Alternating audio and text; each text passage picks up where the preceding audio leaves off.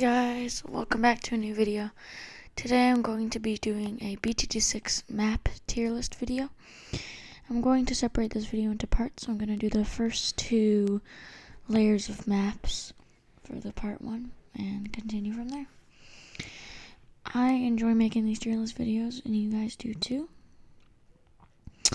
So, let's get straight away into it. Starting off with Alpine Run. Honestly, I don't play Alpine Run too much. I honestly think it should be an intermediate map because it doesn't really have water. It's not a long map, and that makes me put it in a, honestly, probably one of my least favorite maps. Another Brick, very fun to play on. I give it an A tier. It's pretty hard, but it's very fun. Cargo, I also don't really like Cargo too much, just because there's not too much space to place towers. Give it a C tier. Carved is sort of in the middle for me. It's sort of just like a normal map I sometimes play on.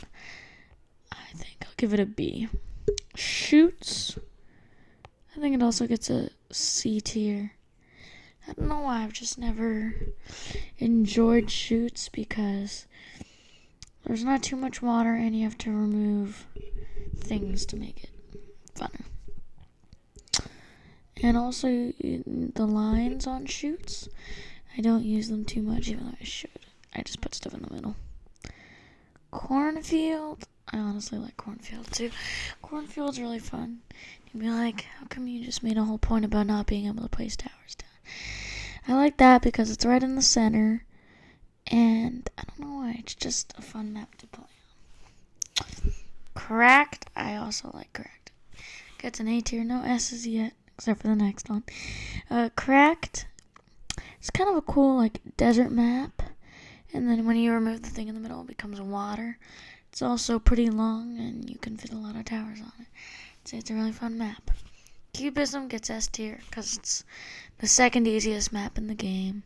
Some would argue it's the easiest. It's also very long. A lot of different like shapes and colors on it, which is cool to the eye. And there's room for water towers and farms and all that. S tier material. Dark Castle honestly also gets an S tier. It's my favorite expert map, and I've beaten it out chimps before with a tutorial, obviously. But it's very fun to play with and on because you can remove the trees and you can experiment all different things like subs in the water or wall of fire wizards. Very fun map. Downstream is also like a B tier. It's just like one of those normal-ish maps. And it's kind of cool because it's almost like a reversed map sort of thing. The only thing I'm not a huge fan of is I have to move stuff to put stuff in the circles, because tack shooters otherwise would be really good. End of the Road gets an A tier also, because End of the Road, it's kind of like a shortish map, but you can fit a lot of room for farms, and other towers are just really good on that map. Firing Range also gets a D tier. I don't love Firing Range because all you can fit on the top is on those two little side bricks, and it's not the most where you can put towers down. You have to basically remove the middle thing, then you can put towers that are effective. 4 Circles also gets a B tier. It's just the same sort of, yeah, I'll play that sometimes map. I also like that map because it has a lot of water, and like the 4 circles are kind of like the Olympics, and I like the race clock even though it goes like 4 times speed. Frozen Over also gets an A tier. There's a lot in A tier.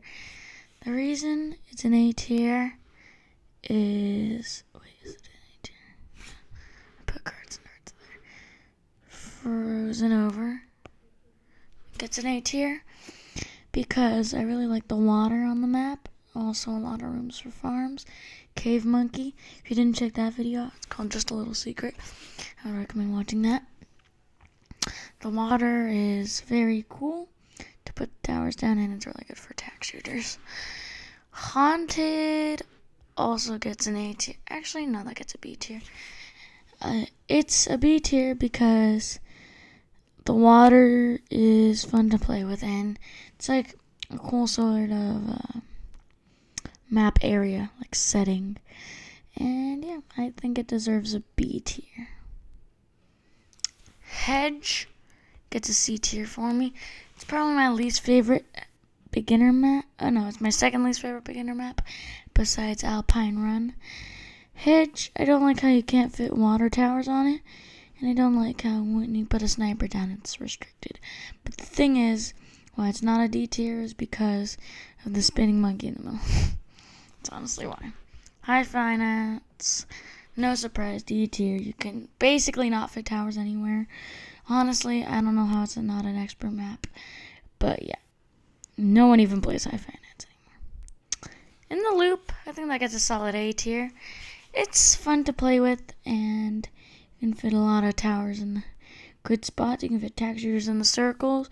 You have rooms for farms, and ultra jugs are also good on that map. Logs S tier because it's, in my opinion, the easiest map. First of all, it's the longest map.